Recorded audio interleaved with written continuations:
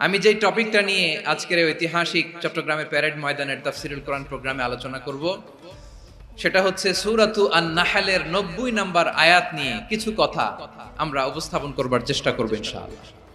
এই আয়াতটা অনেক কম্প্রিহেন্সিভ একটা আয়াত। সাইয়েদনা আব্দুল্লাহ ইবনে মাসউদ রাদিয়াল্লাহু তাআলা আনহু উনি বলেছেন ইন্নাহা মিন আজমাই আয়াতিল কোরআন, এটা কোরআনের সবচেয়ে জামে মানে আয়াত। যদিও ছোট্ট আয়াত, অল্প কিছু কথামালা, কিন্তু তিনি বলতেন এটা কোরআনের সবচাইতে জামে মানে সবচেয়ে কম্প্রিহেন্সিভ একটা আয়াত, যেখানে শব্দ কম কিন্তু এটার দোতনা, এটার আবেদন, এটার মিনিং অনেক বেশি। এই আয়াতে আল্লাহ তাআলা বেসিক্যালি আমাদেরকে তিনটা বিষয়ে আদেশ করেছেন আর তিনটা বিষয়ে বারণ করেছেন, মানে নিষেধ করেছেন। 3 do's and 3 don'ts, do's and don'ts, তিনটা আদেশ, তিনটা নিষেধ। এই ছোট্ট একটা আয়াতে গোটা ইসলামী শরিয়ার the gist, the cream of the creams, গোটা ইসলামী শরিয়ার মূল নির্যাসকে আল্লাহ ঢুকিয়ে দিয়েছেন।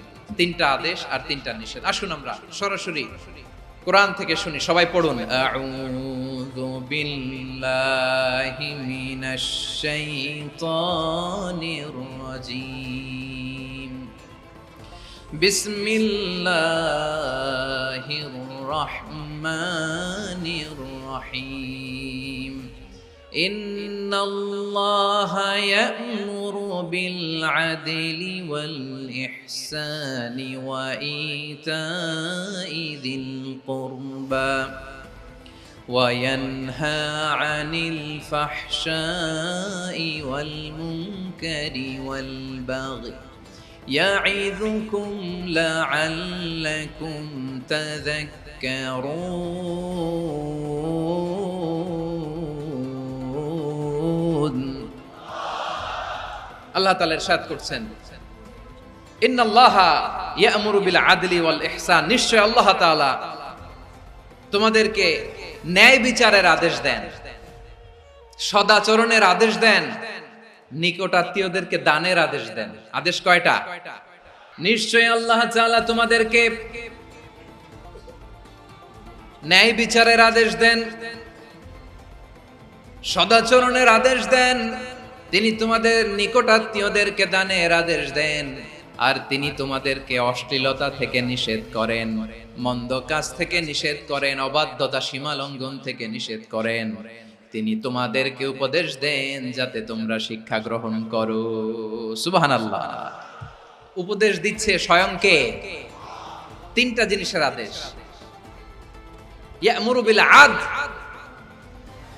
সুবিচার, ন্যায় বিচারের আদেশ তিনি দেন। ইহসানের আদেশ দেন, যাতে আমরা ইহসান করি, একে অপরের প্রতি সুবিচার করি, মহানুভবতা দেখাই, অনুগ্রহ দেখাই, আর নিকট আত্মীয়দেরকে যেন আমরা দান করি। এই তিনটা আদেশ তিনি দিয়েছেন।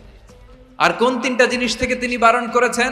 অশ্লীলতা, ফাহশা, মুনকার, মানে সব মন্দ আর অসৎ কাজ, এগুলো থেকে তিনি আমাদেরকে বারণ করেন। ওয়াল বাগি, অবাধ্যতা, সীমা লঙ্ঘন, এই তিনটা কাজ থেকে তিনি আমাদেরকে বারণ করেন। তিনি আমাদেরকে উপদেশ দেন, স্বয়ং আল্লাহ তাআলা আমাদেরকে উপদেশ দেন যাতে করে আমরা শিক্ষা গ্রহণ করি। সুবহানাল্লাহ। আল্লাহ তাআলা প্রথমে আমাদেরকে আদেশ দিয়েছেন আদালের। ইন্নাল্লাহা ইয়া'মুরু বিল আদল, আওয়াজ করে বলুন আল আদাল। আমরা উর্দু জানি, হিন্দি জানি, অনেকে ইংরেজিও জানি, কিন্তু আরবি শব্দগুলো আমাদের মুখ দিয়ে বেরোতে চায় না। আওয়াজ করে বলুন আল আদাল। মাশাআল্লাহ। ইন্নাল্লাহা ইয়া'মুরু বিল আদল, আল্লাহ তাআলা আমাদেরকে আদলের আদেশ দেন। আদল অনেকে না বুঝলেও আদালত শব্দটা বুঝবেন। আদালত, আদালত, আদালত বুঝেন না? যেখানে বিচার কার্যের ফয়সালা করা হয়, কোর্ট কাচারি, আদালত, এটা তো ভেরি কমন। এটা শুনছেন না সবাই? আদালত, যেখানে ন্যায় বিচার হবে, সুশাসন হবে। কিন্তু ভাগ্যের কি নির্মম পরিহাস, ওখান থেকে মিথ্যা সাক্ষী দিয়ে মনমতো রায় দিয়ে দেয়া হয়। এগুলোর পরিবর্তন হওয়ার দরকার আছে না নাই? প্রিয় ভাইয়েরা, আদালত, আল আদল, ইংরেজিতে বলে জাস্টিস, ন্যায় বিচার, সুবিচার, সুশাসন, জাস্টিস, আল আদল, সব জায়গায় এই জাস্টিস থাকা দরকার। Justice should be prevailed in the society. The mission of all prophet was to uphold the justice. সব নবীর মিশন ছিল এই জাস্টিসকে, আদালকে, সুশাসন আর সুবিচারকে নিশ্চিত করা। পড়েন সুবহানাল্লাহ।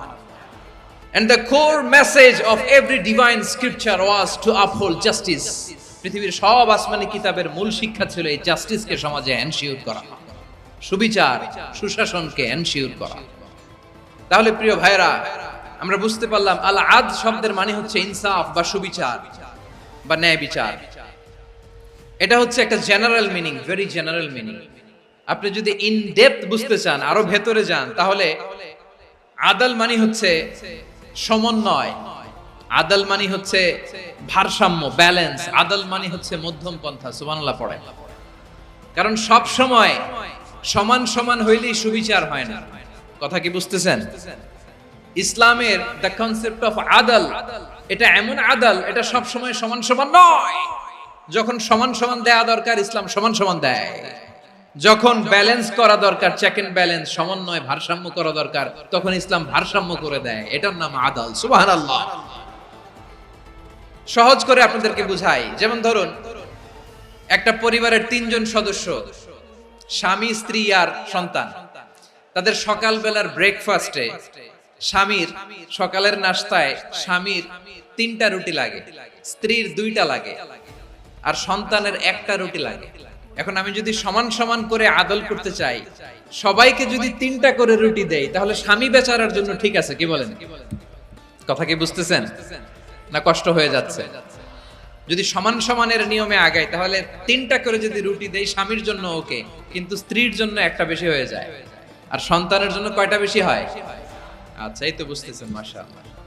আচ্ছা, 2টা করে যদি সবাই রে দেয় সমান সমান নীতিতে, তাহলে স্ত্রীর জন্য, স্ত্রী বেচারির জন্য ঠিক আছে, কিন্তু স্বামীর কয়টা কম পড়ে? আর সন্তানের বেশি হয়ে যায় কয়টা?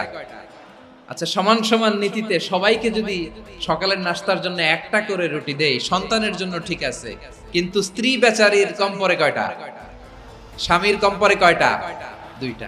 কথা কি বুঝতেছেন? আর আমি যদি স্বামীকে দেই 3টা, স্ত্রীকে দেই 2টা, আর সন্তানকে দেই 1টা, তাহলে কারো অপচয় হবে না। যার যতটুকু দরকার ঠিক ততটুকুই কাজে লাগবে। চিল্লায় বলেন ঠিক কি না? এটাই হচ্ছে ইসলামের আদাল, যেখানে যার যতটুকু দরকার তাকে সেখানে ঠিক ততটুকু দিয়ে দেওয়ার নামই হচ্ছে আদাল। চিল্লায় পড়েন আল্লাহু আকবার। রব্বুল আলামিন বলেন, ইউসিকুমুল্লাহু ফি আওলাদিকুম লিযযাকারি মিসলু হাযযিল উনসায়াইন। আল্লাহ তোমাদেরকে ওসিয়ত করেন, তোমাদেরকে আদেশ দেন, উত্তরাধিকার সম্পদ যখন বন্টন হবে, ছেলেরা যতটুকু পাবে, মেয়ে পাবে তার অর্ধেক। সুবহানাল্লাহ বলেন। দেখেন, ছেলে যতদূর, মেয়ে অর্ধেক, ছেলে ডবল পাবে। আপাত দৃষ্টিতে মনে হয় এখানে অবিচার হয়েছে, কিন্তু আসলে কি অবিচার হয়েছে? আপনি বিয়ের ক্ষেত্রে যান, ওইখানে আবার ছেলে মোহরানা দেয়, মেয়ে সেখানে মোহরানা পায়। তাহলে চেক এন্ড ব্যালেন্স, ভারসাম্য, ব্যালেন্স, মধ্যম পন্থা এখানে আছে না নাই? এটাই হচ্ছে ইসলামের আদল। আল্লাহ তাআলা এই আদলের আদেশ দিয়েছেন, সুবিচার, ন্যায় বিচার, সুশাসন এবং ভারসাম্যের আদেশ দিয়েছেন। প্রিয় ভাইরা, একটি শান্তিময় সমাজ, একটা সমৃদ্ধ সমাজ, একটা মানবিক সমাজ যদি আমরা পেতে চাই, এই আয়াতের মধ্যে যতগুলো পয়েন্ট আছে সবগুলোর বাস্তবায়ন লাগবে। এই আয়াতে আল্লাহ তাআলা একটা মানবিক সমাজের রূপরেখা টেনেছেন। তার প্রথম কথা হচ্ছে, ইন্নাল্লাহা ইয়ামুরু বিল আদল। আল্লাহ তাআলা তোমাদেরকে আদলের নির্দেশনা দেয়, সুবিচার, সুশাসনের নির্দেশনা দেয়। যে সমাজে আদল থাকে না, সেই সমাজে জুলুম মানুষের ঘাড়ে চেপে বসে। আদলের বিপরীত হচ্ছে জুলুম। আদলের বিপরীত কি? জুলুম বা জাওর, অত্যাচার, অবিচার, বৈষম্য। এই যে বৈষম্য বিরোধী ছাত্র আন্দোলন কমন পড়ছে? এই যে একজন সমন্বয়ক তো দেখা করলো আমার সাথে। জুলুম মানে হচ্ছে বৈষম্য। বৈষম্যের স্থান ইসলামে নাই, অবিচারের স্থান ইসলামে নাই, জুলুমের স্থান ইসলামে নাই। আল্লাহ তাআলা বলেন যে আমি জুলুমকে নিজের জন্য হারাম করেছি এবং তোমাদের জন্য হারাম করেছি। বিশ্বনবী ফরমান, আল্লাহ তাআলা বলেন হাদিসে কুদসিতে, ইয়া ইবাদি ইন্নী হারামতু যুলমা আলা নাফসি ওয়া জাআলতুহু বাইনাকুম মুহাররামান ফালা তাযালামু। আমার গোলামেরা শোনো, নিশ্চয় আমি আল্লাহ তাআলা জুলুমকে আমি আমার উপরে হারাম করেছি, অনুরূপভাবে জুলুম করাকে তোমাদের উপরেও হারাম করেছি। ফলে ফালা তাযালামু, তোমরা একে অপরের সাথে জুলুম করো না। নির্দেশনাটা কার? খবরদার, জুলুমের সাথে আমাদের কোনো সম্পর্ক নাই। আল্লাহ তাআলা আদলের আদেশ দিয়েছেন, আদালতের আদেশ দিয়েছেন, সুশাসনের, ন্যায় বিচারের আদেশ দিয়েছেন। ইন্নাল্লাহা ইয়ামুরু বিল আদল, আমাদেরকে আদল প্রতিষ্ঠা করতে হবে। জুলুমের সাথে ইসলামের কোনো সম্পর্ক নাই। আল্লাহ তাআলা জালিমদের জন্য কঠিন শাস্তি প্রস্তুত করে রেখেছেন। এক্সট্রা জুডিশিয়াল কিলিং এর কোনো হিসাব নাই। বিচার বহির্ভূত হত্যা, এনফোর্স ডিসঅ্যাপিয়ারেন্স, গুম, যেটা সবচাইতে বড় মানবতা বিরোধী অপরাধ। কত মানুষ যে গুম হয়েছে তার কোনো ইয়ত্তা নাই। যেই ফ্যামিলির সদস্য গুম হয়েছে তারা কি ওই লোকটার জন্য মাগফিরাতের দোয়া করবে নাকি সুস্বাস্থ্যের দোয়া করবে তারা নিজেরাও জানতো না, কারণ জানে না ও বেঁচে আছে না মরে গেছে। আহা, বিডিআর নওজওয়ানদের যারা ছাড়া পেল দেখলাম, বিনা অপরাধে, কোন অন্যায় ছাড়া, অপরাধ ছাড়া তাদের জীবন থেকে, তাদের তারুণ্যের, তাদের যৌবনের 15 বছর, 16 বছর, 17 বছর নাই। 6 মাস বয়সের ছোট বাচ্চাকে রেখে জেলে গেছে। 6 মাসের মেয়ে বেরোয় দেখে মেয়ের বয়স 17 বছর। মেয়ে বাবারে চিনে না, বাবা মেয়েরে চিনে না। মেয়েকে এখন বিয়ে দিয়ে আরেক ছেলের হাতে তুলে দিল। মেয়ের শৈশব বাবা দেখে নাই, মেয়ের কৈশোর বাবা দেখে নাই, মেয়ের তারুণ্য দেখে নাই। আরেক যুবককে দেখলাম 14 দিনের সংসার, 2 সপ্তাহের সংসার শেষে জেলে গেছে। কত যুবকের যে স্ত্রী চলে গিয়েছে ফ্যামিলি ছেড়ে, কারণ জানে না তো কবে আসবে, কি হবে, কেউ জানতো না। দাম্পত্য জীবনের মাত্র 14 দিনের স্মৃতি, এই স্মৃতিকে আঁকড়ে ধরে এক বোন 16টা বছর, 17টা বছর কাটিয়ে দিয়েছে। আমি নিউজটা দেখে ভাবলাম, আমার এই বোনের প্রতিটি দিন কিভাবে কেটেছে, প্রতিটি রাত কিভাবে কেটেছে, প্রতিটি ক্ষণ কিভাবে কেটেছে।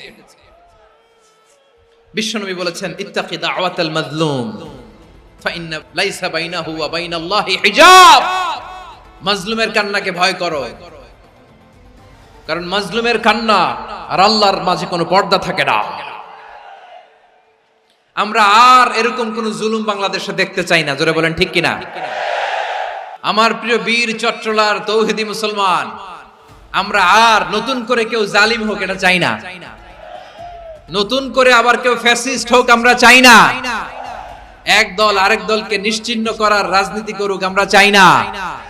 আমরা সুশাসনের বাংলাদেশ চাই, মানবিক বাংলাদেশ চাই, আমরা একটা সমৃদ্ধ বাংলাদেশ চাই।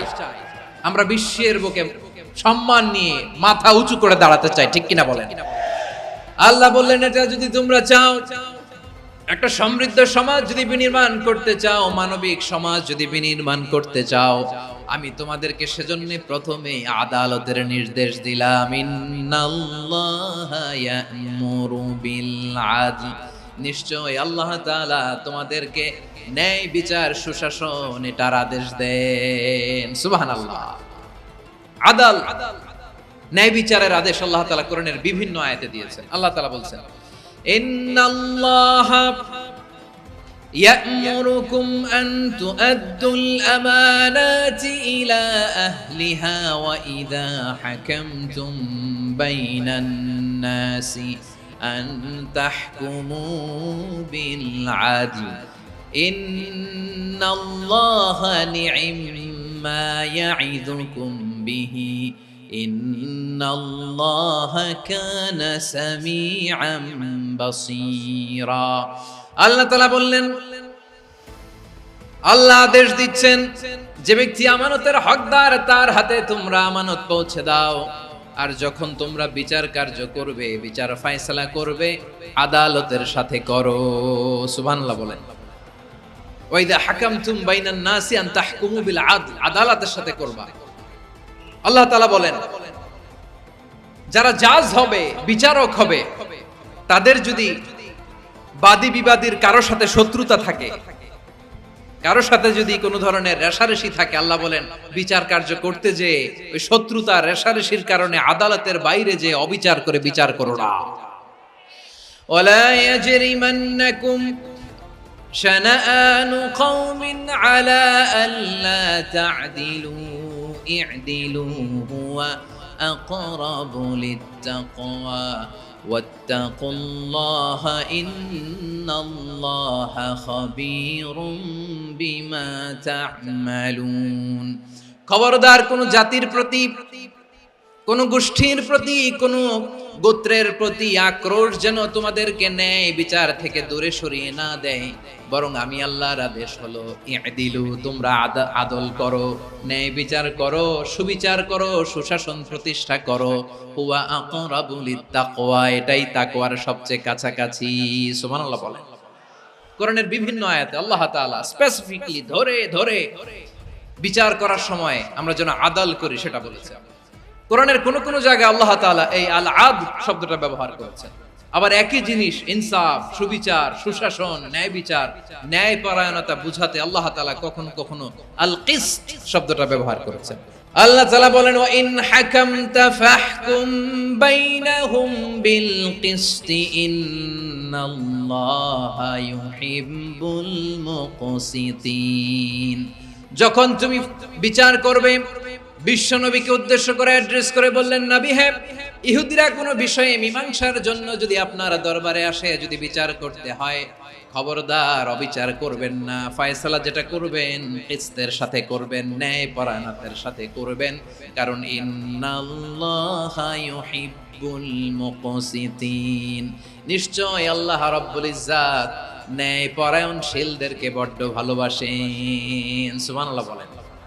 ন্যায়পরায়ণ লোকদেরকে আল্লাহ তাআলা বড্ড ভালোবাসেন। অন্য আয়াতে আল্লাহ তাআলা বলছেন وَنَضَعُ الْمَوَازِينَ الْقِسْطَ لِيَوْمِ الْقِيَامَةِ فَلَا تُظْلَمُ نَفْسٌ شَيْئًا, আমি কিয়ামতের দিন ন্যায়পরায়ণতার মানদণ্ড স্থাপন করব, যেটাকে আমরা মিজানের পাল্লা বলি। আল্লাহ বলেন ন্যায় বিচারের মানদণ্ড কিয়ামতের ময়দানে আমি আল্লাহ স্থাপন করব। সেদিন কারো প্রতি বিন্দু পরিমাণ, এক চুল পরিমাণ অবিচার করা হবে না, কোনো অবিচার করা হবে না। সেদিন সুশাসন হবে, সুবিচার হবে, ন্যায় পরায়ণতার সাথে বিচার হবে। আওয়াজ করে পড়েন আল্লাহু আকবার। তাহলে প্রিয় ভাইরা, যে তিনটি বিষয়ে আল্লাহ তাআলা আমাদেরকে আদেশ দিয়েছেন, তার প্রথমটা হচ্ছে আদালত, ইনসাফ, সুবিচার, ন্যায় বিচার। এটা আমরা চাই কি চাই না? বিশ্বনবী ন্যায় বিচার, ন্যায় পরায়ণতা, সুশাসন প্রতিষ্ঠিত করেন কি করেন নাই? আপনারা বিশ্বনবীর সিরাত যারা পড়েছেন, আপনি দেখবেন বিশ্বনবীর সিরাতের পরতে পরতে, বাকে বাকে, সিরাতের বাকে বাকে এই আদালতের নমুনা মেলে। সুবহানাল্লাহ বলেন। ছোট্ট একটা নমুনা রাসূল সাল্লাল্লাহু আলাইহি ওয়াসাল্লামের আসিরা আল আতরা থেকে ছোট্ট একটা নমুনা আপনাদের খেদমতে এখানে উপস্থাপন করি। বিশ্বনবী সাল্লাল্লাহু আলাইহি ওয়াসাল্লাম মক্কা বিজয় করলেন অষ্টম হিজরিতে। মক্কা বিজয় শেষের দিনই কয়েক সপ্তাহ মক্কাতে অবস্থান করলেন। ইন দ্য মিন টাইম মক্কার একটা ভেরি প্রেস্টিজিয়াস এন্ড ডিগনিফাইড ফ্যামিলির নারী চুরিতে ধরা পড়ল। কিসে ধরা পড়ল? আমাদের সমাজে আসেনি এটা? আছে? ছোট না বড়? হিসাব করে শেষ করা যায় না। 3.25 লাখ কোটি টাকা নাই উন্নয়ন প্রকল্পের নামে। 3.25 লাখ কোটি টাকা লিখতে পারবেন আপনি? একটানে লিখতে পারবেন? বুঝতেছেন কত বড় সংখ্যা? হ্যাঁ, বনু মাখজুমিয়া গোত্রের এক নারী মক্কায় চুরিতে ধরা পড়ল। বলেন তো চুরি করলে বিধান কি? কি কাটতে হবে? চুরির বিধান হলো হাত কেটে দাও। তাও সেটা গোপনে নয়, প্রকাশ্যে জনসম্মুখে হাত কেটে দাও। বনু মাখজুমিয়া গোত্রের নারী যখন চুরিতে ধরা পড়লো, সাহাবারা চিন্তায় পড়ে গেলেন। সবেমাত্র মক্কার লোকেরা কালিমা পড়ে মুসলমান হয়েছে, ইসলামের আইন কানুন তেমন জানে না, ইসলামী শরিয়ার সাথে বেশি পরিচিত নয়। এখন যদি বিশ্বনবী চুরির যেই বিধান এটা যদি কায়েম করে হাত যদি কেটে দেয়, না জানি মক্কার লোকেরা আবার বিগড়ে যায়, না জানি মক্কার লোকেরা আবার মুরতাদ হয়ে যায়, না জানি মক্কার লোকেরা ইসলাম থেকে দূরে সরে যায়। চলো চলো সাহাবীরা মিলে পরামর্শ করলেন, চলো বিশ্বনবীর কাছে যে বলি, ও নবী, শুধু কেবলমাত্র একমাত্র এই নারীর জন্য চুরির হাত কাটার বিধানটা আপনি একটু থামিয়ে দেন। চুরির হাত কাটার যে বিধান এখানে একটু রহিত করে দেন, বাকিগুলা কইরেন মদিনাতে যে চলবে, কিন্তু মক্কায় এবারের জন্য মাফ করে দেন। কিন্তু কে বলবে? এই যে পরামর্শ, সাজেশন, এটা কে দিবে বিশ্বনবীর কাছে? সাহাবারা চিন্তায় পড়ে গেলেন। আল্লাহর নবীর সামনে দাঁড়িয়ে আল্লাহর দেয়া হুদুদ, আল্লাহর দেয়া বিধান থামিয়ে দেওয়া, মাফ করে দেওয়া, এই কথা বিশ্বনবীর সামনে বলার সাহস তো কেউ রাখে না। কেউ কেউ বলল বিশ্বনবীর পালক পুত্র যায়েদ বিন হারেসার সন্তান উসামারে বিশ্বনবী নাতির মতো আদর করে, বড্ড বেশি ভালোবাসে উসামারে। এজন্য সাহাবারা উসামাকে বলতো হিব্বু রাসূলিল্লাহ, বিশ্বনবীর ভালোবাসা। কি বলতো? সাহাবীরা বললেন বিশ্বনবীর ভালোবাসা হিব্বু রাসূলিল্লাহ, উসামারে পাঠাও। উসামারে বিশ্বনবীর নাতির মতো স্নেহ করে, মায়া করে, ভালোবাসে। আমরা পারবো না, উসামা পারবে। সবাই মিলে ফুলিয়ে ফুসিয়ে ওসামাকে, ছোট্ট ওসামাকে রাজি করালো। ওসামা এমন এমন কথা যে তুমি বিশ্বনবীর কাছে বলতে হবে, পারবা নাকি? ওসামা বলে পারবো। সাইয়েদনা ওসামা রাদিয়াল্লাহু তাআলা আনহু তরুণ সাহাবী বিশ্বনবীর কাছে গেলেন, যে বললেন নবী, বনু মাখজুমিয়া গোত্রের এক নারী চুরিতে ধরা পড়েছে, এবারের জন্য কি এই মহিলাটারে মাফ করে দিলে হয় না? এবারের জন্য একটু ক্ষমা করা যায় না নবী? বিশ্বনবী বলেন আতাশফাউ ফি হাদ্দিম মিন হুদুদিল্লাহ, তোমার এত বড় সাহস উসামা, তুমি আল্লাহর হাত, আল্লাহর দেয়া বিধান, এটার ব্যাপারে সুপারিশ করতে এসেছো? তোমরা কি জানো তোমাদের আগে যত কওম, যত গোত্র, যত জনপদ ধ্বংস হয়েছে তার কারণ ছিল তাদের মধ্যে গরিবরা অন্যায় করলে তারা বিচার করত, আর ধনীরা অন্যায় করলে তারা মাফ করে দিত। খবরদার! ওয়া আইমুল্লাহ লাউ আন্না ফাতিমাতা বিনতি মুহাম্মাদিন সারাকাত লাকাতা মুহাম্মাদুন ইয়াদাহা। বিশ্বনবী বললেন, ওরে ওসামা, বানু মাখজুমিয়ার ওই প্রেস্টিজিয়াস এন্ড ডিগনিফাইড ফ্যামিলির মেয়ে তো দূর কি বাত, অনেক দূরের কথা। জেনে রেখো ওসামা, আমার কলিজার টুকরা নয়নের পুটুলি ফাতেমাও যদি মক্কার জমিনে আজকে চুরির দায়ে ধরা পড়তো, আমি বিশ্বনবী মুহাম্মদুর রাসূলুল্লাহ ধরে ফাতেমার ডান হাতটা কেটে দিতে এক বিলম্ব দেরি করতাম না। ইন্নাল্লাহা ইয়া'মুরু বিল আদল, আমাদেরকে জাস্টিস শিখায়। পশ্চিমারা আমাদেরকে ইনসাফ শিখায়, আমাদেরকে সুশাসন শিখায়।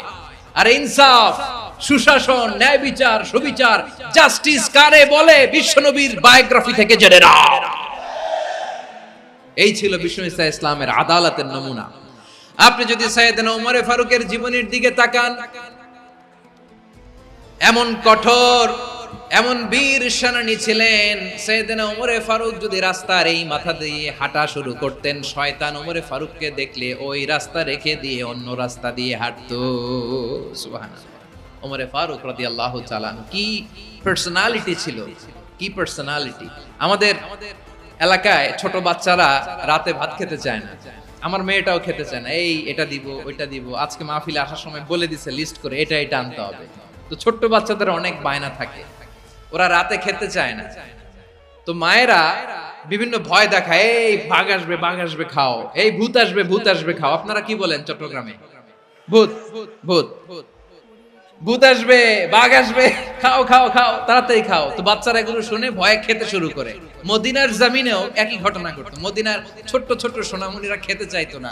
তো মায়েরা বলতো, হা হুয়া ইয়াতি উমর, হা হুয়া ইয়াতি উমর, ওই যে উমর আসতেছে, উমর। ওমরে ফারুকের কথা শুনলে বাচ্চারা একেবারে ঠান্ডা। প্রভু তুমি বলেছ রাসূল দেবে না, বলনি দেবে না ওমর, বলনি দেবে না হামজা তারিক, খালিদ বিজয় সমর। প্রভু তুমি বলেছ রাসূল দেবে না, বলনি দেবে না ওমর, বলনি দেবে না হামজা তারিক, খালিদ বিজয় সমর। প্রভু তুমি বলেছ রাসূল দেবে না। আল্লাহু আকবার। ওমর ফারুক রাদিয়াল্লাহু তাআলা আনহু, ওনার কথা শুনলে গায়ের মধ্যে গুজবাম হয়, গায়ের পশমগুলো দাঁড়িয়ে যায়। সুবহানাল্লাহ বলেন। কি পার্সোনালিটি ছিল, কি ব্যক্তিত্ব ছিল! মুনাফিকরা ওমর ফারুককে জমের মতো ভয় পেত।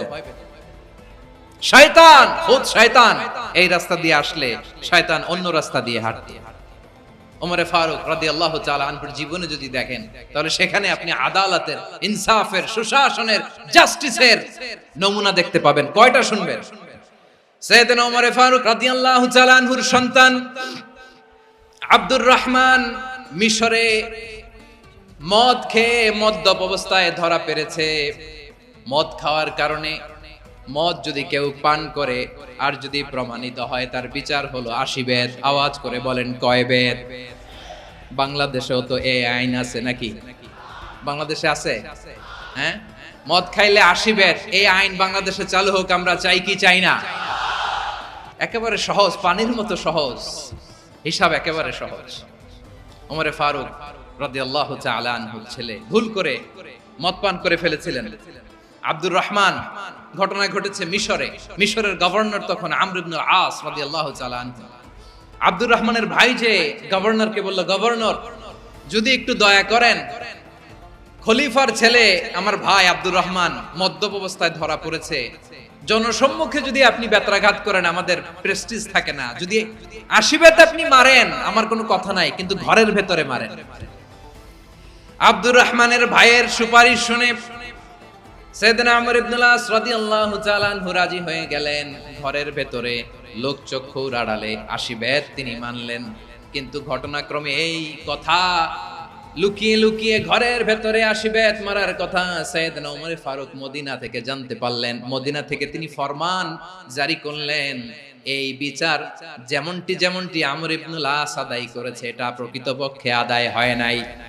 আসো সবাই মদিনায় আসো, আমর ইবনুল আস মদিনায় আসো, আব্দুর রহমানও আসো, সবাই আসো, জনসম্মুখে এই বিচার কার্যকর করতে হবে। সাইয়েদনা ওমর ফারুক মসজিদে নববীর পিলারের মধ্যে নিজের ছেলেকে বাঁধলেন, আবার জনসম্মুখে 80টা বেত তার গায়ের মধ্যে মারলেন।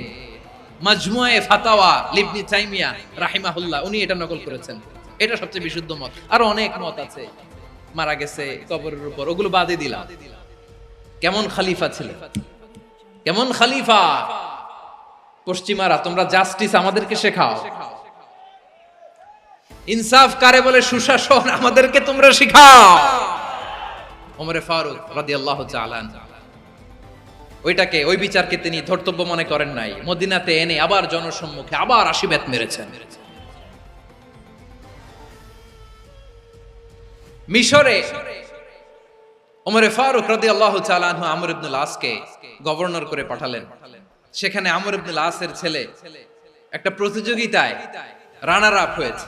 এক মিশরি সেখানে চ্যাম্পিয়ন হয়েছে। রানার আপ বুঝতে পেরেছেন তো? সেকেন্ড হয়েছে। এক মিশরি হয়েছে চ্যাম্পিয়ন, প্রথম। কিন্তু গভর্নরের ছেলে ও জিততে পারে নাই। ও রাগে ওই মিশরির গায়ের মধ্যে কয়েকটা লাঠি দিয়ে বাড়ি মেরেছে। মিশরি যে মদিনাতে ওমরে ফারুকের কাছে বিচার দিলেন, আপনার গভর্নরের ছেলে অন্যায়ভাবে আমার গায়ে হাত তুলেছে। সাইয়েদনা ওমরে ফারুক আবার ফরমান জারি করলেন, আসো মদিনাতে আসো। মিশরীকে ডাকলেন।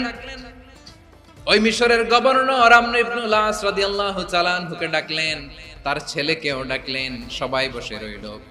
আমর ইবনুল আস রাদিয়াল্লাহু তাআলা আনহু মাথা নিচু করে বসে আছেন, লজ্জায় কাচুমাচু। হায় হায়, আজকে আমার ছেলের কারণে আমিরুল মুমিনিন খলিফাতুল মুসলিমিন ওমরে ফারুকের কাছে আমি জনসম্মুখে লজ্জিত হচ্ছি। সাইয়েদনা ওমরে ফারুক বললেন, এই নাও লাঠি। গভর্নরের ছেলে তোমার মাথার মধ্যে যতগুলো বাড়ি মেরেছে, আজকে জনসম্মুখে তুমি অতগুলা বাড়ি মারো। মিশরি বলে, থাক, আপনি যে ডেকে আনছেন সবার সামনে এটা বলছেন, এতেই আমি খুশি। আল্লাহু আকবার! আপনার মহানুভবতা দেখে আমি খুশি, আর অপমানের দরকার নাই। ওমরে ফারুক বলে, না, খবরদার, এই কথা মিশরি তুমি বলো না, মারো, যতগুলা বাড়ি মেরেছে মারো। বাধ্য হয়ে মিশরি আমর ইবনুল আসের সামনে ওনার কলিজার টুকরা সন্তানের মাথার মধ্যে বাড়ি মারতে আরম্ভ করলেন। ঠিক যতগুলা বাড়ি গভর্নরের ছেলে আমর ইবনুল আসের ছেলে মিশরির গায়ে মেরেছিল, মাথায় মেরেছিল, মিশরি গুনে গুনে ততটা মারলেন। এই দৃশ্য দেখে ওমরে ফারুক রেগে মেগে আগুন, রাগের চোটে রাগ সামলাতে না পেরে, আর নিজেকে সামলাতে না পেরে মিশরিরে বললেন, ছেলেরে মারা শেষ হয়ে গেলে এবার বাবার টাক মাথার মধ্যে কয়েকটা বাড়ি মার। রাগের চোটে, আউট অফ অ্যাঙ্গার, রাগের চোটে, যে আমার পাঠানো গভর্নর আমর ইবনুল আস তার ছেলেকে কেন আদব তারবিয়া কেন শিক্ষা দিতে পারে না। ছেলেরে মারা হইলে এবার আমর ইবনুল আসের মাথার মধ্যে দুইটা মারো। এটা রাগে বলেছে, এটা শাস্তি হিসেবে না। সুবহানাল্লাহ পড়ো। তোমরা আমাদেরকে সুশাসন শিখাও। বিশ্বনবী বলেন, আদল এটা যেন তেন বিষয় না, এটা দিয়েই মানবিক সমাজ গড়তে হবে। আল্লাহ তাআলা কিয়ামতের কঠিন ময়দানে যেদিন স্বামী স্ত্রীকে চিনবে না, স্ত্রী স্বামীকে দেখে পালিয়ে যাবে, বন্ধু বন্ধুরে চিনবে না, পীর সাহেব মুরিদরে চিনবে না, মুরিদ পীর সাহেবরে চিনবে না, দলের কর্মী তার নেতারে চিনবে না, নেতা তার কর্মীরে চিনবে না, বন্ধু বন্ধুরে দেখে পালাবে। এই কঠিন মুহূর্তে সূর্যটা মাথার কাছে চলে আসবে, জমিনটা তামার জমিন হবে, আজকের জমিনের মতো নয়। মানুষ ঘর্মাক্ত, ক্লান্ত, শ্রান্ত মাথার মগজগুলো কানের ছিদ্র আর নাকের ছিদ্র দিয়ে বেয়ে বেয়ে পড়বে। বিশ্বনবী ফরমান, কিয়ামতের ওই কঠিন ময়দানে 7 শ্রেণীর ব্যক্তিকে রব্বুল আলামিন তার আরশের নিচে ছায়া দিবেন। তার মধ্যে প্রথম শ্রেণীর ব্যক্তি হলো ইমামুন আদিল, যে ইনসাফের সাথে বিচার করে, যে জাস্টিস সমাজে সার্ভ করে, যে সুশাসন নিশ্চিত করে, ওই ইমামুন আদিল। আদিল শব্দটা বুঝছেন না? ইন্নাল্লাহা ইয়া'মুরু বিল আদল, পাইছেন? আদিল। 7 শ্রেণীর ব্যক্তিকে আল্লাহ তাআলা সুশীতল আরশের নিচে ছায়া দিবেন, যেদিন তার দেয়া ছায়া ছাড়া কোনো ছায়া থাকবে না।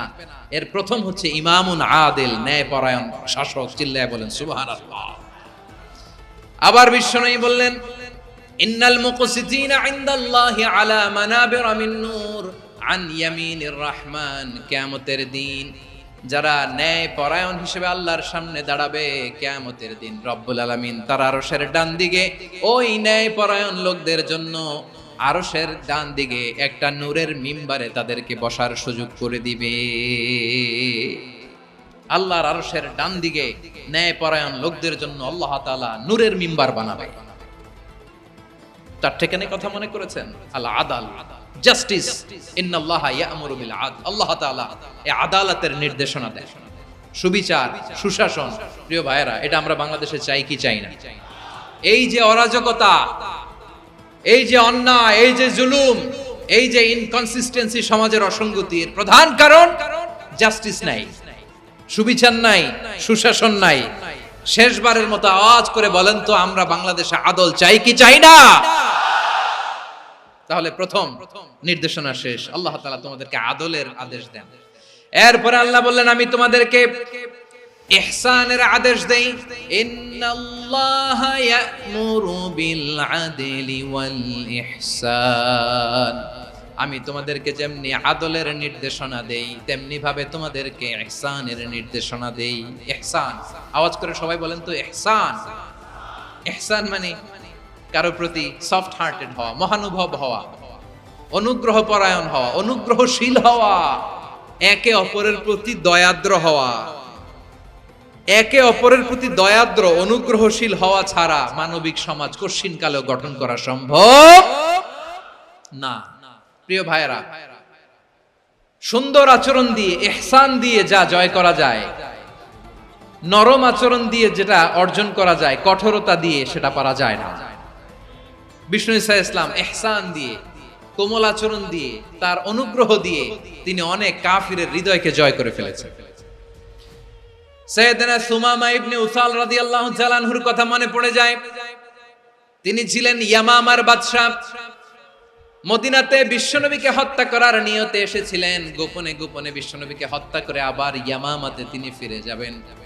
কিন্তু কি অবাক করা কাণ্ড, হত্যা করতে পারে নাই, সাহাবাদের হাতে তিনি ধরা পড়ে গেলেন।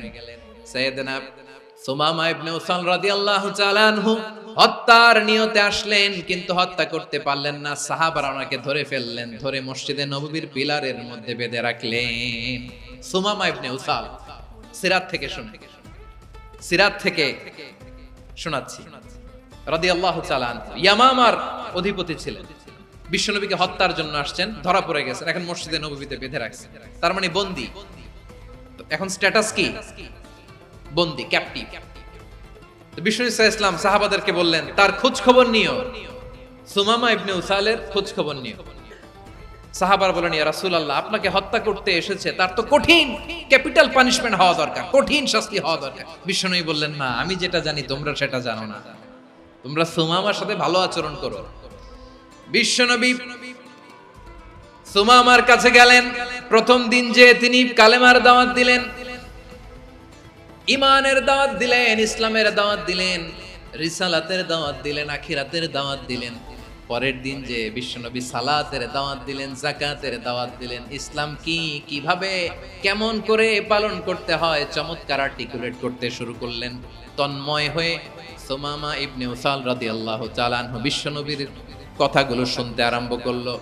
একদিন নয়, 2 দিন নয়, টানা 3 দিন বিশ্বনবী সুমামার কাছে ইসলামকে প্রেজেন্ট করেছেন, উপস্থাপন করেছেন। আওয়াজ করে বলেন, কয় দিন? 3 দিন।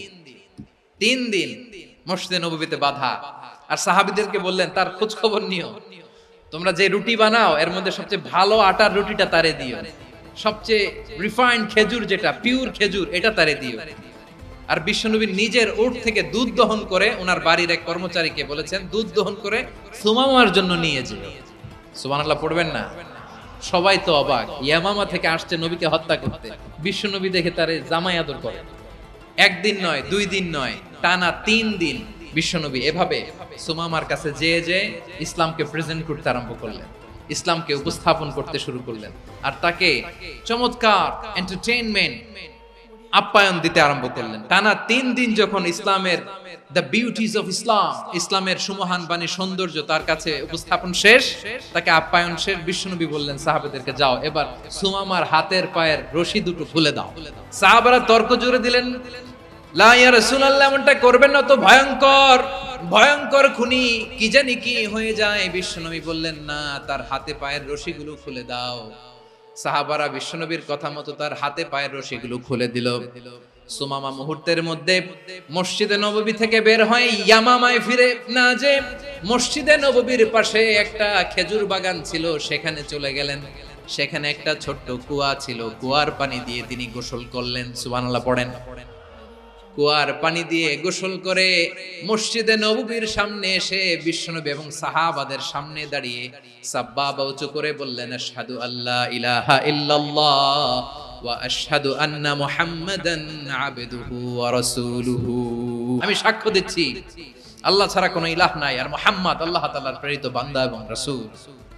প্রিয় ভাইয়েরা, ইহসান দিয়ে যা জয় করা যায়, কঠোরতা দিয়ে সেটা কঠিনকালেও জয় করা যায় না। আওয়াজ করে বলেন, ঠিক কি না? এবার সুমামা দাঁড়িয়ে বলে, ওগো নবী, আমি তো কালিমা পড়ে মুসলমান হয়ে গেলাম, এবার শোনেন, এই মুহূর্তের আগে আপনার চেহারার চাইতে নিকৃষ্ট কোনো চেহারা আমার কাছে ছিল না, কিন্তু শাহাদা পাঠ করার পরে আপনার চেহারার চাইতে উত্তম শ্রেষ্ঠ কোনো চেহারা আমার কাছে আর নাই। ও নবী, আজকের দিনের আগে ইসলাম ধর্মের চেয়ে নিকৃষ্ট অপছন্দনীয় কোনো ধর্ম আমার কাছে ছিল না, কিন্তু এই মুহূর্ত থেকে ইসলামের চেয়ে সেরা শ্রেষ্ঠ পছন্দনীয় কোনো ধর্ম আমার কাছে নাই। নবী গো, আজকের দিনের আগে মদিনার চাইতে অপছন্দনীয় নিকৃষ্ট কোনো শহর আমার কাছে ছিল না, কিন্তু এই মুহূর্তের পর থেকে মদিনার চাইতে কোনো শ্রেষ্ঠ শহর আমার জানা নাই। সে ছিল গমের বড় ডিলার, গম বেচতো। কি বেচতো? তার গম কিনে মক্কার লোকেরা রুটি খাইতো। সে ঘোষণা দিল, আজকে থেকে মক্কাবাসীদের জন্য সব গম আমি হারাম করে দিলাম, মক্কাবাসী এখন না খেয়ে মরে। সুবহানাল্লাহ পড়বেন না? মক্কাবাসী বিশ্বনবীর কাছে আসলেন, এসে বললেন, মুহাম্মদ, আমরা তো তোমার ভাই, তোমার চাচা, তোমার ভাতিজা, তোমার আত্মীয়, তুমি সুমামারে বলো সে যেন আবার গমের সাপ্লাই মক্কার জন্য অনুমতি দিয়ে দেয়। বিশ্বনবীর অনুমতি ক্রমে সুমামা আবার মক্কাতে গম পাঠাতে শুরু করলো। পড়েন সুবহানাল্লাহ। ইহসান, ইহসান দিয়ে আপনি যেটা জয় করতে পারবেন, you can win the heart of your enemies.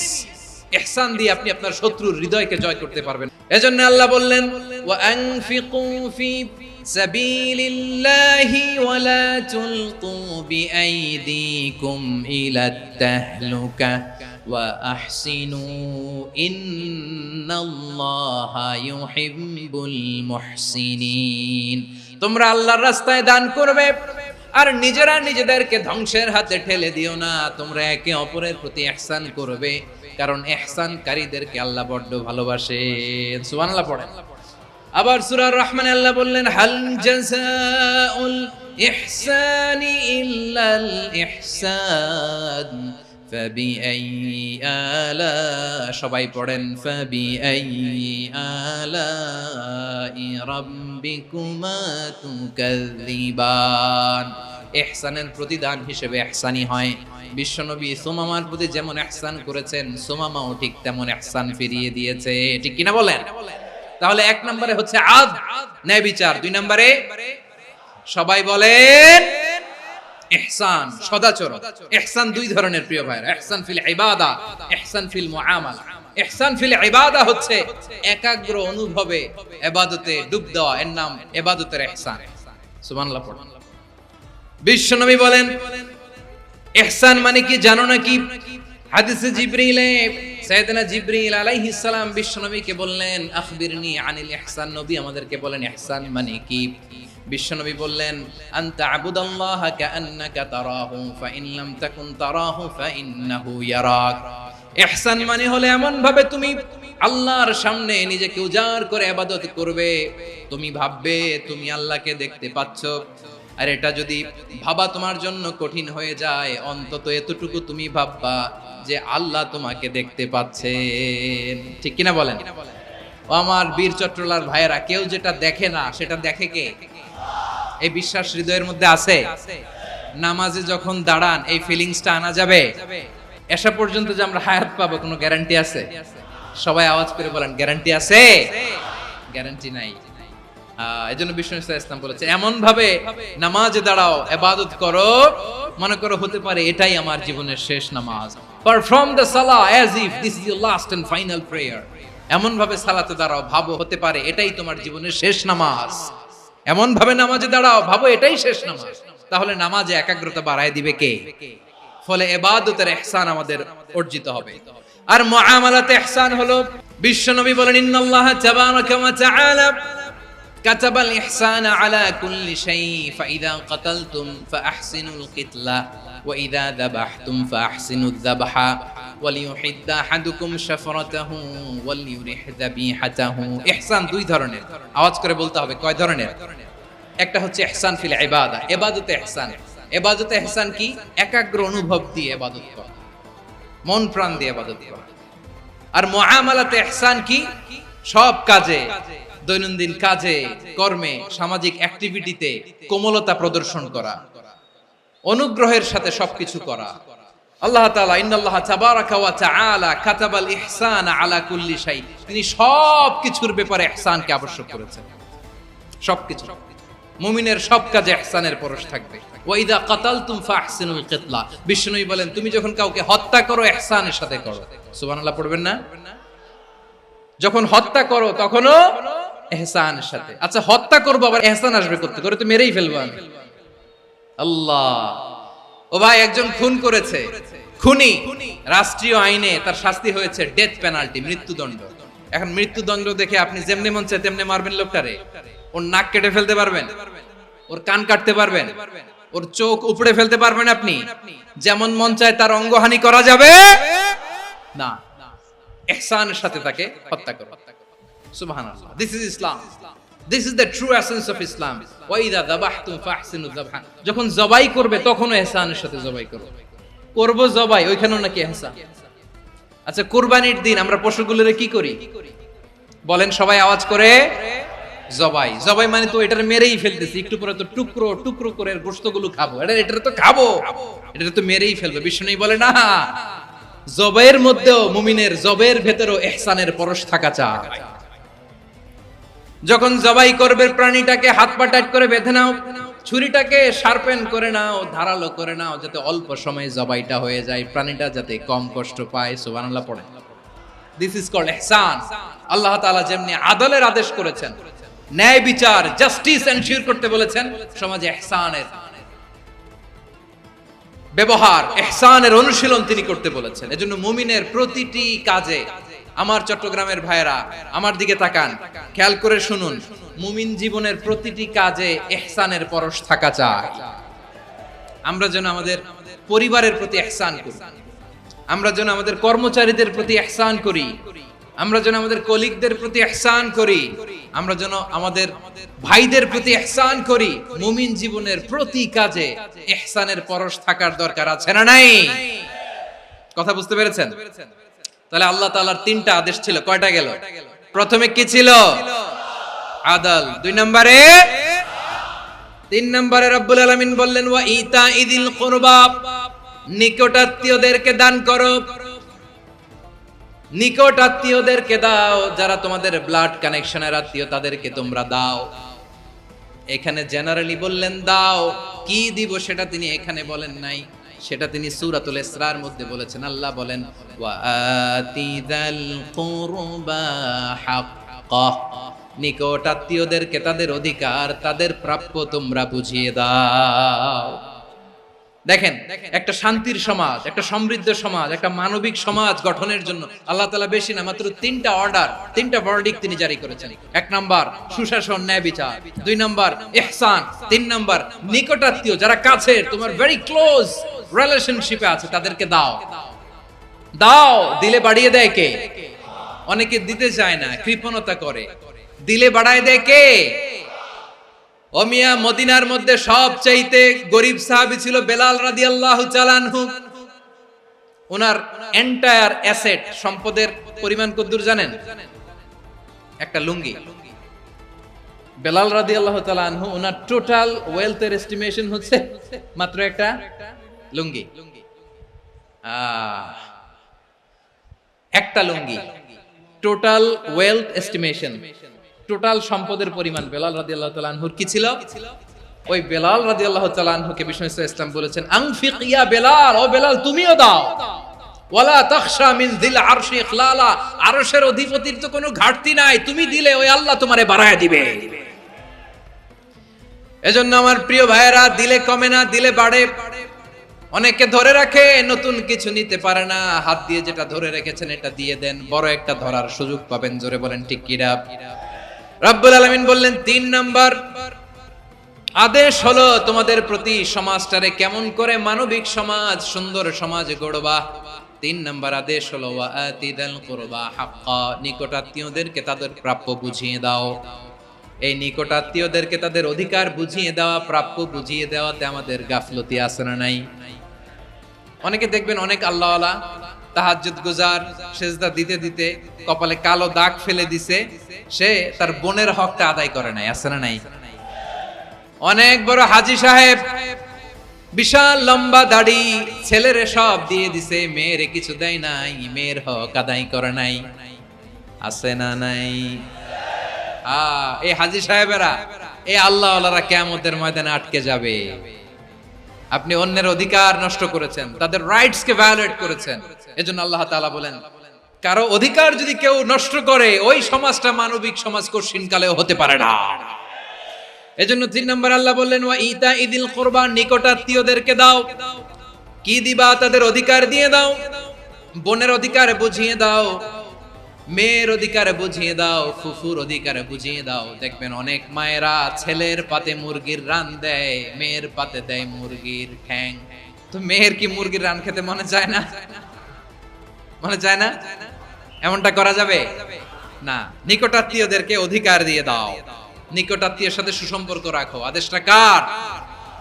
এজন্য প্রিয় ভাইয়েরা, জীবনে যদি বারাকা অর্জন করতে চান, নিকটাত্মীয়দের সাথে সুসম্পর্ক রাখতে হবে, তাদের জন্য উপহার পাঠাতে হবে। বিশ্বনবী বলেন লা ইয়াদখুলুল জান্নাতা কাতে, যে ব্যক্তি আত্মীয়তার সম্পর্ককে ছিন্ন করে দেয়, সে কঠিন কালেও আল্লাহর জান্নাতে ঢুকবে না। আপনি কি এটারে সহজ হাদিস মনে করছেন?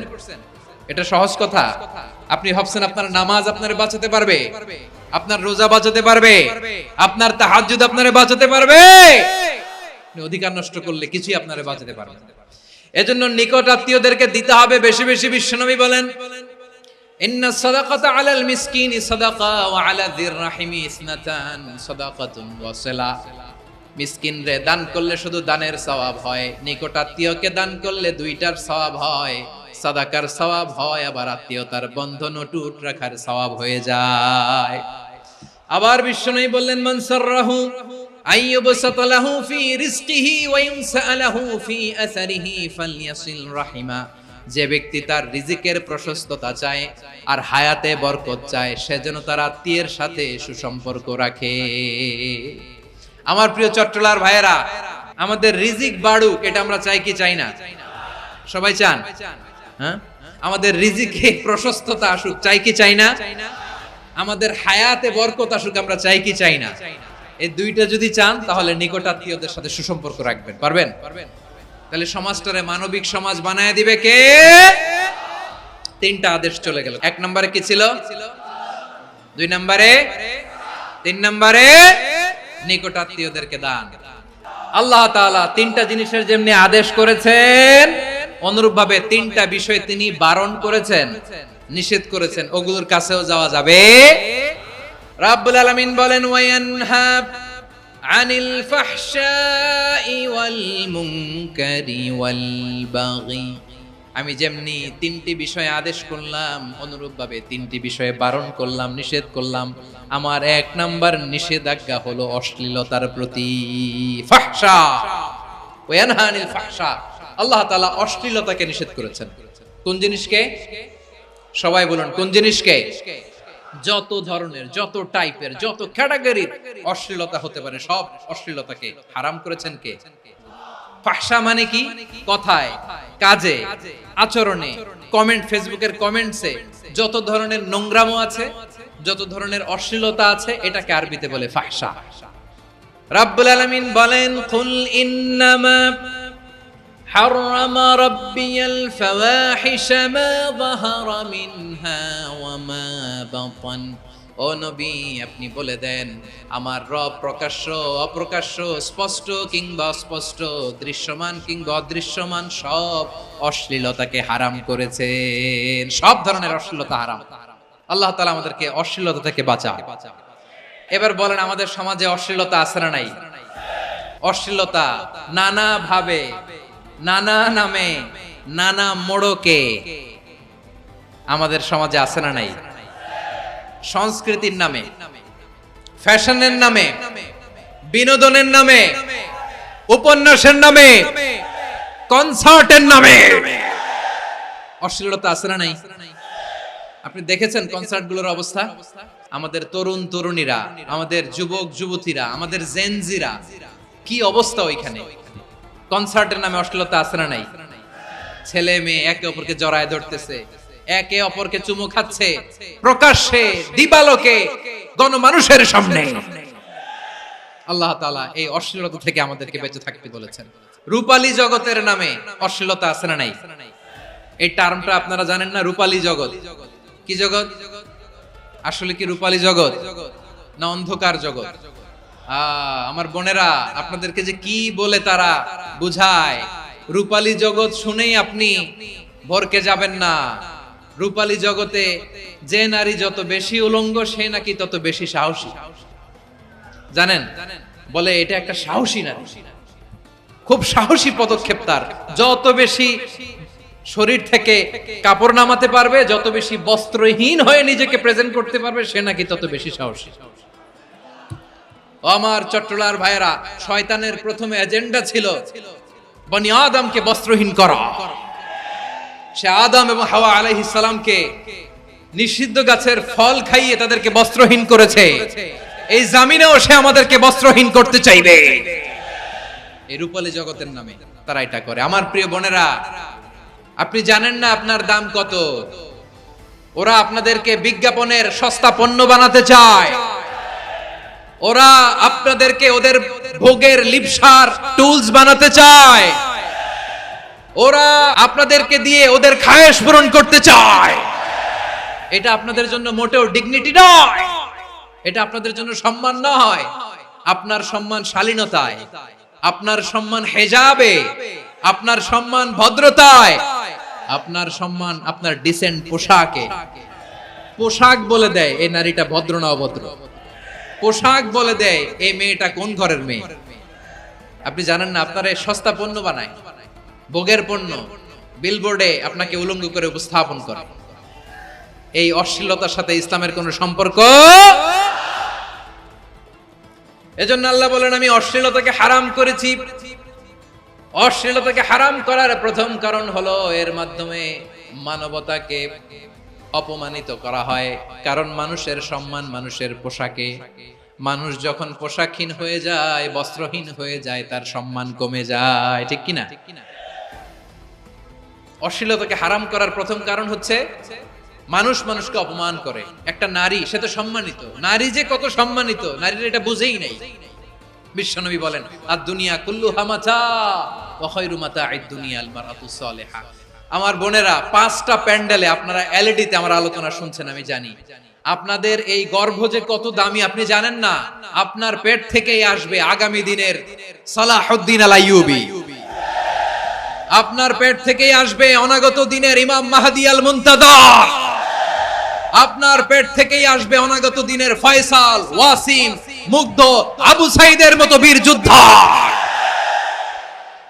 আমার প্রিয় বোনেরা, আমার প্রিয় বোনেরা, বিশ্বনবীর কথার ওজন খেয়াল করেন। আদ-দুনিয়া কুল্লুহা মাতা ওয়া খায়রু মাতা'আদ দুনিয়া আল মারআতুস সালিহা।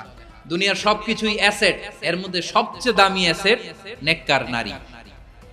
আপনার গর্ভ যে কত দামি আপনি জানেন না। নিজের সময়টাকে কাজে লাগান, কোরআন পড়েন, সুন্নাহ পড়েন। আপনার অনেক দায়িত্ব ঘরে। You are the MD of your family. একটা family it's a very big institution. পরিবার একটা অনেক বড় প্রতিষ্ঠান। And you are the MD of your institution. আপনি এই পরিবারের MD, managing director of your family. এখানে আপনার কত দায়িত্ব। আপনি ছেলে মেয়েদেরকে তারবিয়া করবেন, আপনি আপনার স্বামীর জন্য ঘরটারে জান্নাতের নীর বানাবেন, আপনার জন্য জান্নাতের ডুপ্লেক্স বাড়ি ওইখানে তৈরি করে রাখবে কে? আপনি যে কত দামি আপনি জানেন না। নারীদেরকে আল্লাহ বানিয়েছেন উচ্চতর করে, নিম্নতর নয়। নারীদেরকে ছোট্ট জিনিস দিলে এটারে বড় করে দেয়। নারীদেরকে ভ্রূণ দিলে, শুক্রাণু দিলে নারী এটারে বাচ্চা হিসেবে উপহার দেয়, ঠিক কিনা? বিয়ের মাধ্যমে স্বামী যখন তার শুক্রাণু তার স্ত্রীকে উপহার দেয়, স্ত্রী রিটার্নে কি উপহার দেয়? ফুল ফর্ম বেবি, মানব সন্তান। দেখছেন, আপনি দিলেন একটু, উনি দিছে বিশাল। আপনি যদি নারীকে বাজার এনে দেন, নারী এটাকে সুস্বাদু খাবারে রূপান্তর করে দেয়। আপনি তাকে একটা মুচকি হাসি দিয়ে দেন, সে তার কলিজা দিয়ে দেয়। কিন্তু যদি আপনি তার মনে কষ্ট দেন, সে আপনার জীবনকে জাহান্নাম বানায়া দেয়। নারীর মন বুঝতে পারলে নেয়ামত, বুঝতে না পারলে কিয়ামত। আমার প্রিয় বোনেরা, আপনি যে কত দামি আপনি জানেন না। অনেক দামি আপনি। আপনাদেরকে যেন ভোগের সস্তা পণ্য বানাতে না পারে, আপনাদেরকে সচেতন থাকতে হবে। তাহলে কেন আল্লাহ তাআলা এই ফাহশা, অশ্লীলতাকে হারাম করলেন? 1 নাম্বার, এতে হিউম্যান ডিগনিটি কমে। 2 নাম্বার, এতে মানুষের অধিকার নষ্ট হয়। আপনি বিয়ে করেছেন, এরে পরকিয়া করেন, ওর সাথে এরকম আছে না নাই? স্ত্রীর অধিকার নষ্ট করেছেন। আপনি বিবাহ সম্পর্কে আবদ্ধ হয়েছেন তার সাথে, আপনি পরকিয়া করেন ওই ছেলের সাথে, আপনি আপনার হাজবেন্ডের সাথে বিট্রে করেছেন। এজন্য আল্লাহ অশ্লীলতাকে হারাম করেছেন। অশ্লীলতাকে হারাম করার আরেকটা কারণ হচ্ছে আল্লাহ তাআলা এই হিউম্যান জেনারেশনকে এটাকে প্রিজার্ভ করতে চায়। হিফজুন নাসল, এটা মাকাসিদুশ শরিয়ার অনেক গুরুত্বপূর্ণ একটা মাকাসিদ, অনেক গুরুত্বপূর্ণ। আপনার নাসল, আপনার জেনারেশনকে সংরক্ষণ করা। এই যে আসতেছে ফেব্রুয়ারি, কত ফেব্রুয়ারি জানো? এটা কি বিশ্ব ভালোবাসা দিবস? হ্যাঁ, কি দিবস? এই বিশ্ব ভালোবাসা দিবসের সাথে মুসলমানদের কোনো সম্পর্ক নাই। আমার প্রিয় ভাইরা, এই যে আপনি অবৈধ সম্পর্কে জড়ালেন, কেন আল্লাহ অশ্লীলতাকে হারাম করেছে দেখেন। বলতেছিলাম যে এটা আপনার নাসল, আপনার জেনারেশন, আপনার লিনিয়েজ, আপনার বংশকে প্রিজার্ভ করা। কে কার বাবা, কে কার মা, বাবা মা জানা, প্রজন্মকে প্রিজার্ভ করা, এটা ইসলাম ওয়াজিব করে দিয়েছে। এই যে অবৈধ সম্পর্কের কারণে, বিশ্ব বেহায়া দিবসের কারণে, এগুলোর আউটকাম, আউটপুট হিসেবে মাঝে মাঝে এই ঢাকা মেডিকেলের ডাস্টবিনে নবজাতকের বাচ্চার কান্নার আওয়াজ শুনতে পাওয়া যায়। চট্টগ্রাম মেডিকেলের ডাস্টবিনে নবজাতকের কান্না শুনতে পাওয়া যায়। বীর চট্টলার মুসলমানেরা বুঝতে পারলে আওয়াজ করে বলেন, এই যে চট্টগ্রাম মেডিকেলে যে নবজাতকটা পাওয়া গেল, ওর বাবাকে আমাকে বলেন, ওর মাকে, ও কোন ফ্যামিলির সন্তান কেউ জানে? আপনি হিউম্যান ডিগনিটিকে অপমান করেছেন না? আপনি তার ভবিষ্যৎকে অন্ধকার করেছেন না? আপনি তার লিনিয়েজকে প্রশ্নবিদ্ধ করে দিয়েছেন না? এই জন্য আল্লাহ তাআলা অশ্লীলতাকে আমাদের জন্য হারাম করে দিয়েছেন। পড়েন সুবহানাল্লাহ। এই জন্য রব্বুল আলামিন বলেন, কুল ইন্নামা হারাম রাব্বিয়াল ফাওয়াহিশা মা যাহারা মিনহা ওয়া মা বাতান। প্রকাশ্য অপ্রকাশ্য সব অশ্লীলতাকে হারাম ঘোষণা করে দিয়েছে কে? আবার দুনিয়ার বুকে যারা অশ্লীলতার প্রসার করে তাদের জন্য শাস্তি মজুদ রেখেছে কে? রব্বুল আলামিন বলেন, ইন্নাল্লাযীনা يحبون أن تشيع الفاحشة في الذين آمنوا لهم عذاب أليم في الدنيا والآخرة والله يعلم وأنتم لا تعلمون নিশ্চয়ই যারা বিশ্বাসীদের মাঝে অশ্লীলতার প্রচার প্রসার করতে চায় তাদের জন্য আমি মর্মন্তুদ শাস্তি প্রস্তুত করে রেখেছি, দুনিয়াতেও রেখেছি, আখিরাতেও রেখেছি। ঘোষণাটা কার?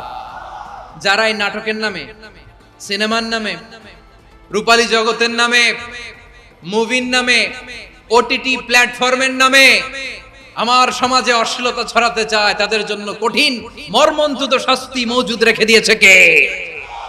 ও আমার বোনেরা, এখনো আপনি জাগবেন না? এখনো আপনার চিন্তার দুয়ারে এখনো নাড়া পড়ে নাই? ওরা আপনাকে উলঙ্গ বানাতে চায়, ওরা আপনাকে আইটেম গার্ল বানাতে চায়।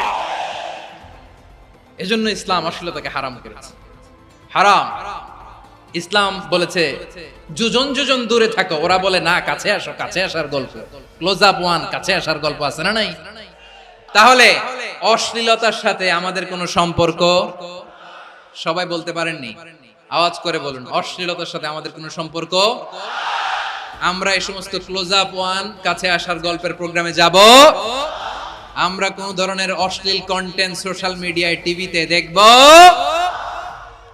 কি যুগ যে আমরা কাটাচ্ছি আপনি কল্পনা করতে পারবেন না। পর্ন ইন্ডাস্ট্রি, নারী পুরুষের বস্ত্রহীন যুগল দৃশ্য, এটাকে দিয়ে ওরা কোটি ডলারের ইন্ডাস্ট্রি বানিয়েছে। পুরো মানব ইতিহাসে এরকম জঘন্য সময় মানব ইতিহাস পার করে না। পর্ন এটা ইন্ডাস্ট্রি হয়ে গেছে। আমাদের এই যুবকগুলো, জেনজি গুলো, ওদের চরিত্র বাঁচাবে কি করে? কেমন করে হেফাজত করবে ওদের এই মূল্যবান চরিত্র? আমার প্রিয় ভাইরা, এই অশ্লীলতার দ্য লেটেস্ট ভার্সন হচ্ছে LGBTQ, শরীফ থেকে শরীফা। শুনছেন আপনারা? দেখতে পুরুষ, আসলেই পুরুষ, সুস্থ একজন পুরুষ, 4 সন্তানের বাবা, বলে আমি মনে মনে নারী। দেখতে নারী, সুস্থ নারী, আসলেই সে দিব্যি একজন নারী, বলে আমি মনে মনে পুরুষ। সবচেয়ে ভয়ঙ্কর অশ্লীলতার সবচাইতে লেটেস্ট ভার্সন হচ্ছে এই ট্রান্সজেন্ডারিজম। সুস্থ পুরুষ তার বায়োলজিক্যাল গ্রোথকে হরমোন দিয়ে স্টপ করে দিয়ে সে সার্জারি করে নারী হতে চায়। সুস্থ নারী পুরুষ হতে চায়। পুরুষ পুরুষের প্রতি সেক্সুয়ালি আকর্ষণ বোধ করে। এটা লূত আলাইহিস সালামের কওমের মধ্যে ছিল। এটাকে আল্লাহ কোরআনে ফাহিশা বলেছেন। ওয়ালুতান ইয ক্বালা লিকাওমিহি আতাতুনাল ফাহিশাতা মা সাবাকাকুম বিহা মিন আহাদিম মিনাল আলামিন। লূত আলাইহিস সালাম বললেন, তোমরা কি এমন এক অশ্লীল কার্যক্রমে ডুব দিলে নাকি যেটা গোটা বিশ্বের কেউ কখনো করে নাই? তোমরাই প্রথম করেছো। পড়েন নাউযুবিল্লাহ। এই পশ্চিমের এই রোগ আমার দেশে যেন আসতে না পারে, আমাদের সজাগ থাকতে হবে। প্রিয় ভাইরা, চিল্লায় বলেন ঠিক কি না? পশ্চিমের অবস্থা ভয়ঙ্কর। পাশ্চাত্যে, আমি যুক্তরাষ্ট্রে ছিলাম অনেকদিন, কয়েক মাস, বিভিন্ন স্টেটে ঘুরেছি। গার্ডিয়ানরা উদ্বিগ্ন। ছেলে মেয়েদেরকে, ছোট্ট ছেলে মেয়ে, ওদেরকে জিজ্ঞেস করে, তুমি how do you feel right now inside yourself? তুমি ভিতরে ভিতরে কেমন ফিল করো? তোমার কি ছেলে ছেলে লাগে না মেয়ে মেয়ে লাগে? আচ্ছা বলেন, এই ছোট্ট বাচ্চাটা ওকে এগুলো জেন্ডার অ্যাসাইনমেন্ট বলতে এগুলো কিছু বুঝে? এইভাবে মিসগাইড করা হচ্ছে। কৌতূহল বশত ছোট্ট ছেলে যদি বলে আমার তো মেয়ে মেয়ে লাগে, তখন বলে যে না তুমি মেয়ে, ছেলে না। মা বাবা বাধা দিলে ওকে আলাদা গভর্নমেন্ট হাউসে নিয়ে যায়। ভয়ঙ্করতম অবস্থা। আমরা একটা সময় শুনতাম যে হুজুর আমার ছেলেটা খুব ভালো, হাফেজে কোরআন, আল্লাহওয়ালা। হুজুর আমার ছেলে দাড়ি রাখছে, আল্লাহওয়ালা। হুজুর আমার ছেলে 5 ওয়াক্ত সালাত জামাতের সাথে পড়ে, তার মানে আল্লাহওয়ালা। পশ্চিমে যে আমি কি শুনছি জানেন? ওরা বলে হুজুর আমার ছেলেটা ইউনিভার্সিটির একটা মেয়ের সাথে প্রেম করে, ও খুব আল্লাহওয়ালা, হুজুর দোয়া করবেন। এর কারণ ওদের কাছে আল্লাহওয়ালার ক্রাইটেরিয়া হচ্ছে হুজুর আমার ছেলেটা আরেক ছেলেরে পছন্দ করে নাই, আমার মেয়েটা আরেক মেয়েকে ভালোবাসে নাই, এজন্য আমার ছেলেটা আল্লাহওয়ালা, হুজুর ওর জন্য একটু দোয়া করে দিয়েন। কি চ্যালেঞ্জ ওরা ফেস করতেছে। ওনার ছেলে যে আরেক ছেলেরে বিয়ে করবে না, এটাতেই উনি খুশি যে আলহামদুলিল্লাহ আমার ছেলেটা একটা মেয়েরে ভালোবাসে, আমার মেয়েটা একটা ছেলেরে ভালোবাসে, মানে এটা খুব আল্লাহওয়ালা।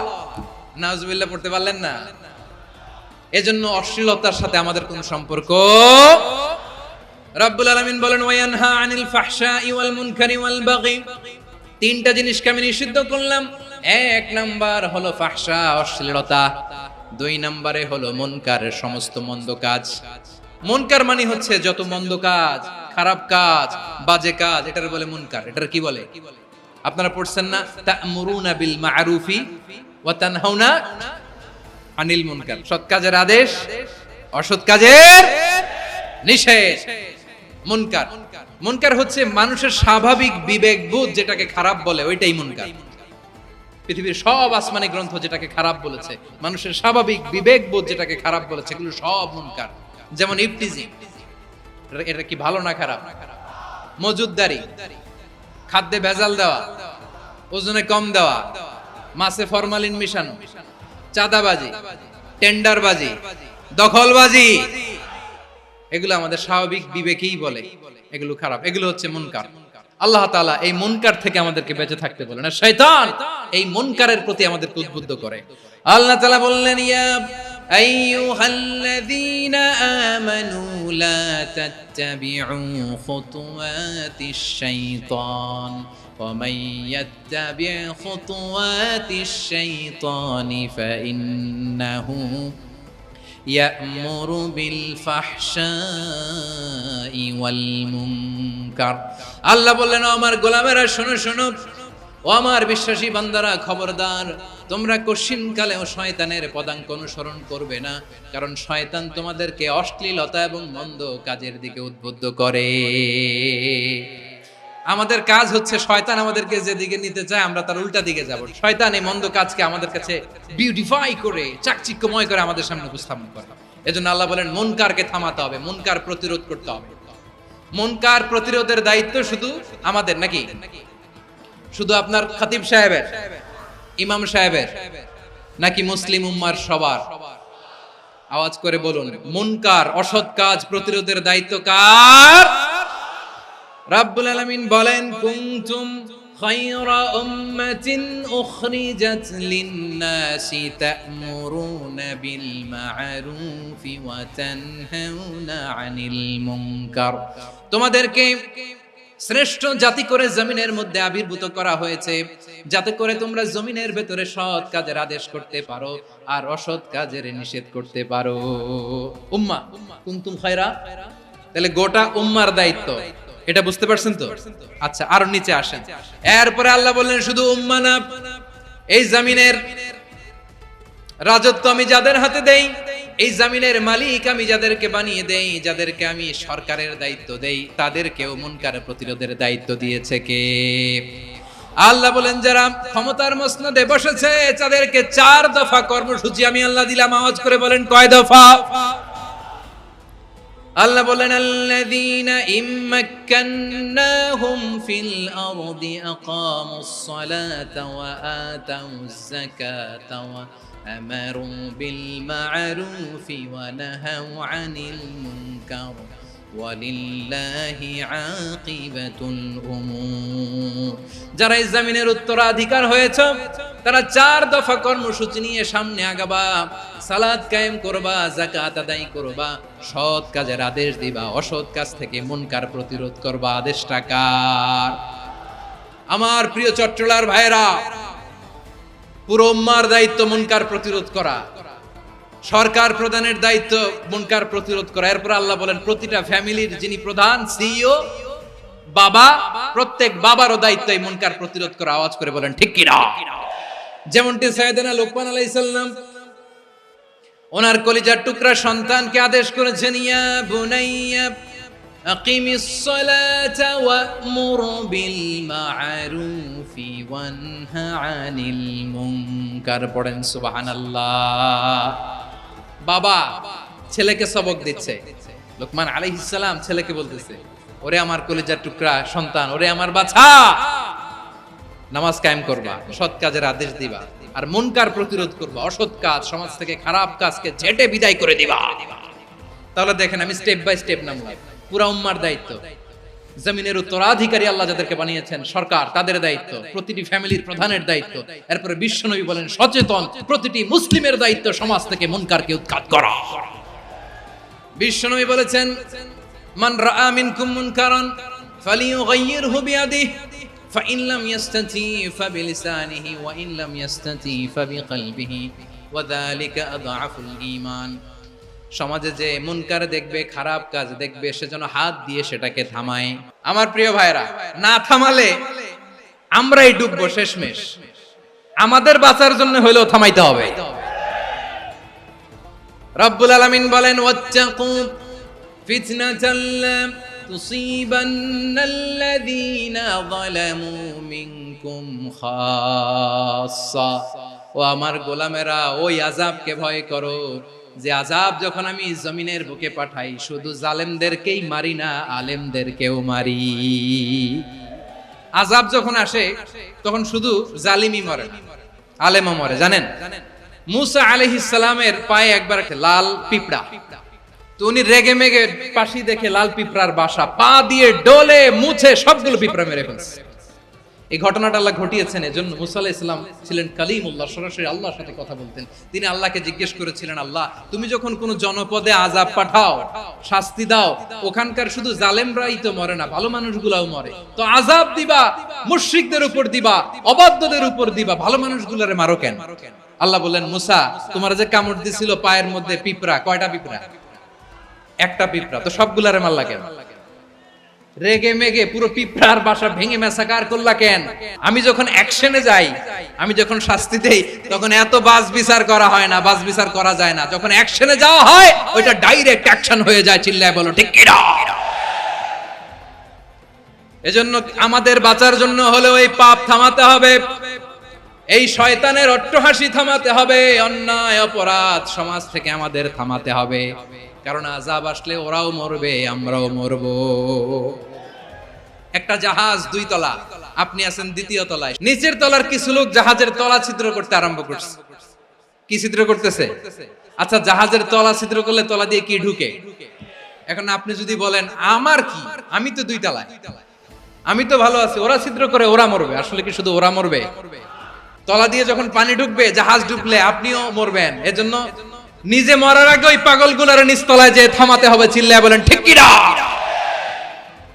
এজন্য আল্লাহ বললেন মুনকার প্রতিরোধের দায়িত্ব সমাজের টপ টু বটম সবার। এজন্য মুনকার প্রতিরোধ করার দরকার আছে না নাই?